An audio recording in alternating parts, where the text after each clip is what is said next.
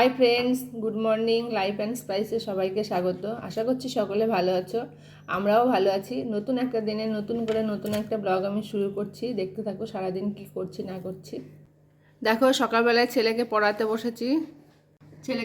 বসেছি কারণ ওদের স্কুল ছুটি। এখন বড়দিনের ছুটি চলছে, জানো, সমস্ত স্কুলে ওদের স্কুলে ছুটি। জানুয়ারি মাসে স্কুলটা খুলবে। সামনেও ওদের এক্সাম, ফাইনাল এক্সাম চলে এসেছে। পড়িয়ে নিই। আমাদের চা খাওয়া কমপ্লিট হয়ে গেছে, ব্রেকফাস্ট বানানো হয়নি। আমি ব্রেকফাস্টটা বানিয়ে নেব। ততক্ষণ একটু পড়িয়ে নিই, একটু পরে ব্রেকফাস্ট বানিয়ে আবার ফিরে আসছি তোমাদের কাছে। দেখো, সকালবেলায় ফুল তুলে নিয়ে এসেছি ঠাকুরের পুজোর জন্য। ফুল টুল তুলে নিয়ে এসে রাখলাম। এবার টিফিনটা বানিয়ে নিই। দেখতে থাকো টিফিনে কি বানাচ্ছি। সকালবেলার টিফিনে আমি চাউমিন বানাবো। চাউমিনটা আমার সেদ্ধ হয়ে গেছে। এবার সবজিটা আমি ফ্রিজ থেকে বের করে নিই, মাছটাও বের করে রাখবো দুপুরে করার জন্য। এই যে মাছটাও বের করে নিয়েছি, এই যে সব সবজি বের করে নিয়েছি।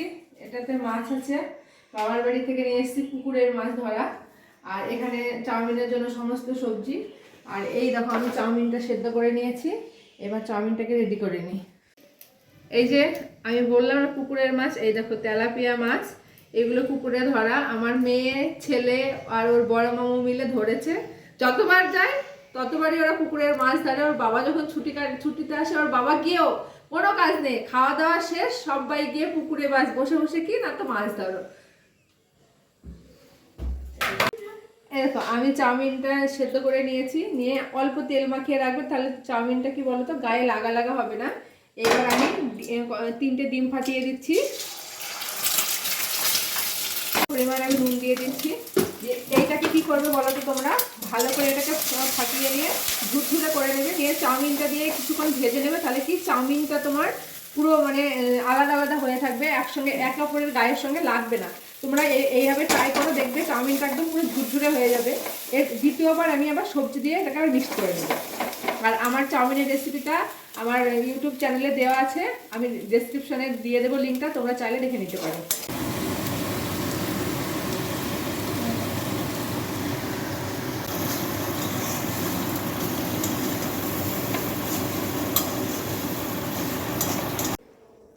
তো এই যে চাউমিন সব রেডি হয়ে গেছে, নিয়ে বসে গেছি। আমরা চাউমিনটা খেয়ে নিই, খেয়ে আবার দুপুরে রান্নার জন্য তৈরি হতে হবে। চলো খাবারটা খেয়ে নিই। তোমরা দেখো, দুপুরে রান্নাটা সেরে নিই। মাছটা ফ্রিজ থেকে বের করে রেখেছিলাম, হয়ে গেছে। বাইরে আবার দাঁড়িয়েছিলাম, পাড়ার সমস্ত বউরা বেরিয়ে একটু গল্প করছিলাম, ছেলেমেয়েরা খেলা করছিল। এখন ফিরে এসে রান্নাটা করে নিই, ফটাফট কাজকাম সেরে নিই, তারপরে দেখাচ্ছি। দুপুরে খাওয়া দাওয়া করতে বসে গেছি আমরা। এবার খাওয়া দাওয়াটা করে নিই। দেখো আজকে কি কি আমি রান্না করেছি। আজকে বেশি কিছু রান্না করিনি, রান্না ফ্রিজে করা ছিল, আমি কিছুটা করেছি। দেখে নাও কি কি করেছি। তো চলো দেখে নাও দুপুরে আমরা কি কি রান্না করেছি। এটা করেছি টমেটোর চাটনি তেঁতুল দিয়ে, এখানে ছোলার শাক, এখানে একটা সবজি ফ্রিজে ছিল বের করেছি, এটা ডাল। আর এখানে আছে তোমার মাছের ঝাল। আর তোমার এখানে আছে ভাত। এই দিয়ে আমরা দুপুরে লাঞ্চটা সেরে ফেলি। তো দেখো, আমরা দুপুরে খাওয়া দাওয়ার পর এখন রেডি হয়েছি। আমাদের এখানে লিটল ম্যাগাজিন একটা মেলা হচ্ছে, ওখানে যাব। দেখি ওখানে কি আছে না আছে। সেরকম কিছু হয় না, ছেলে মেয়ে জেদ করছে, নিয়ে যাচ্ছে, একটু দেখিয়ে নিয়ে আসি। চলো গিয়ে দেখাচ্ছি তোমাদের। আমি তালা লাগিয়ে এবার বেরিয়ে পড়েছি। দেখো এইবার গাছে কত পাখি, তোমরা দেখো অনেক পাখি এখানে বসে আছে। তোমাদেরকে আমরা বললাম যে লিটল ম্যাগাজিনে মেলাতে যাচ্ছি, গিয়ে দেখি মেলা পুরো শেষ হয়ে গেছে, আমরা জানিই না। গিয়ে লাস্টে ছেলে বললো, মা চলো ক্যাফেতে যাই। ক্যাফে গিয়ে পিৎজা অর্ডার করা হয়েছিল, সাথে চিকেনের একটা আইটেম আমরা অর্ডার করেছিলাম। বাস খেয়ে দিয়ে বাড়ি চলে আসলাম। যার জন্য গেলাম সেটা তো কিছুই হলো না আমাদের, মেলা তো কিছুই দেখতে পেলাম না। লাস্টে আমাদের খাওয়া দাওয়া করে আমাদের বাড়ি ফিরতে হলো। আমার ছেলে খুব আনন্দের সঙ্গে খাবারগুলো খাচ্ছে। দেখো, ওদেরকে এমনি এমনি ঘুরিয়ে নিয়ে আসবো, সেই জন্য ক্যাফেতে গিয়ে ওদেরকেও খাইয়ে নিয়ে আসলাম। আর এখানে একটা সিটের দোকানে গেছি, এই দোকান থেকে আমি কিছু সিট কিনে একটা কাপড়ের সিট আমি নিয়েছি, দেখাচ্ছি তোমাদের পরে। তো আমাদের বাড়িতে আসতে আসতে সেই রাস্তায় একটা মন্দির পড়ে, রাধা গোবিন্দের মন্দির। ওই মন্দিরে গিয়ে তোমার আমরা রাধা গোবিন্দের দর্শন করে আসলাম, তোমাদেরকেও দর্শন করিয়ে দিলাম, তোমরাও দেখে নাও। মন্দিরটা খুব সুন্দর। এটা দেবালয় মন্দির বলে আমরা সবাইকে বলি। খুব সুন্দর। তোমাদের বললাম আমি একটা সিট কিনেছি, তো দেখো আমি এই সিটটা কিনেছি। আমি আমার জন্য কুর্তি বানাবো। এটা একটা রেয়নের কাপড়।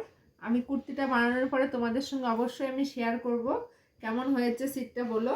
আর কুর্তিটা বানানোর পরে অবশ্যই তোমাদের আমি দেখাবো কেমন লাগছে জানিও সবাই।